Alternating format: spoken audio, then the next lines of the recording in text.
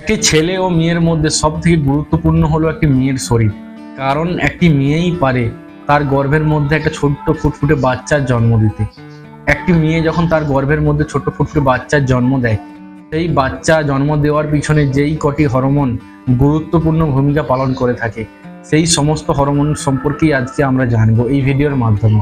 আর যদি কোনো মেয়ে বাচ্চা জন্ম দেওয়ার জন্য সক্ষম না হয়ে থাকে, তাহলে বুঝতে হবে এই হরমোনগুলির কোনো কারণে ঘাটতি দেখা দিয়েছে, বা এই হরমোনগুলির যে কার্যক্ষমতা রয়েছে কোনোভাবে নষ্ট হয়ে গেছে, সেই কারণে মেয়েটি গর্ভবতী হতে পারছে না।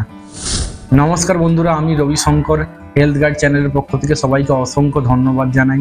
আপনি যদি আমার চ্যানেলে নতুন হয়ে থাকেন তাহলে চ্যানেলটিকে অবশ্যই সাবস্ক্রাইব করে পাশে থাকা বেল আইকন অন করে রাখবেন, যাতে নতুন ভিডিও আসার সঙ্গে সঙ্গে আপনি সেটা দেখতে পান।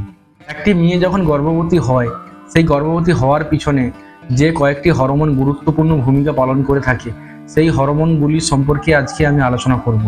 সেই হরমোনগুলি সম্পর্কে আলোচনা করার পূর্বে আমাদেরকে অবশ্যই জানতে হবে সেই হরমোনগুলি কি কি কাজ করে, বা সেই হরমোনগুলি কিভাবে তৈরি হয় আমাদের শরীরে।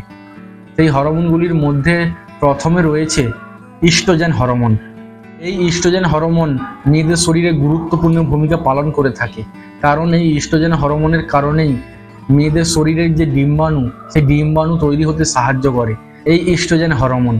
যদি মেয়েদের শরীরে কোনো প্রকারের ইস্ট্রোজেন হরমোনের ঘাটতি দেখা দেয়, তাহলে অবশ্যই মেয়েটি গর্ভবতী হতে পারবে না।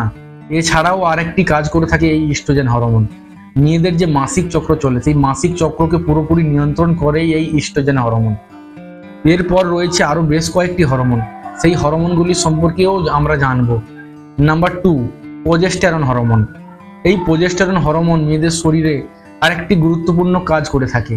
সেই কাজটি হলো মেয়েদের শরীরের যে জরায়ু রয়েছে, এই জরায়ুর মধ্যে যে আস্তরণ রয়েছে, এই আস্তরণকে ঘন করতে সাহায্য করে এই প্রোজেস্টেরন হরমোন। যখন একটি মেয়ে গর্ভবতী হওয়ার জন্য পরিকল্পনা নিয়ে থাকে আর যখন সহবাস করে থাকেন, সেই সহবাস করার সময় যোনির মধ্যে যখন বীর্যপাত করে থাকেন, সেই বীর্যপাত করার সঙ্গে সঙ্গে বীর্যগুলি জরায়ুর মধ্যে প্রবেশ করে। আস্তরণ মোটা হওয়ার কারণে বীর্যগুলি দ্রুত গতিতে ডিম্বাণুর দিকে ছুটে যায় এবং একটি মেয়ে গর্ভধারণের জন্য সক্ষম হয়ে ওঠে। নাম্বার 3, এফএসএইচ হরমোন বা ফলিকল স্টিমুলেটিং হরমোন। এই হরমোনের কাজ একটু ভিন্ন। মেয়েদের শরীরে যে বাচ্চা জন্ম দেওয়ার জন্য ডিম্বাণু রয়েছে, এই ডিম্বাণুর মধ্যে যে কোষ থাকে, সেই কোষগুলিকে বৃদ্ধি করতে সাহায্য করে এই এফএসএইচ হরমোন। এই এফএসএইচ হরমোনের কারণেই কিন্তু একটি ডিম্বাণু বেঁচে থাকে 4 দিন। Number 4, LH hormone.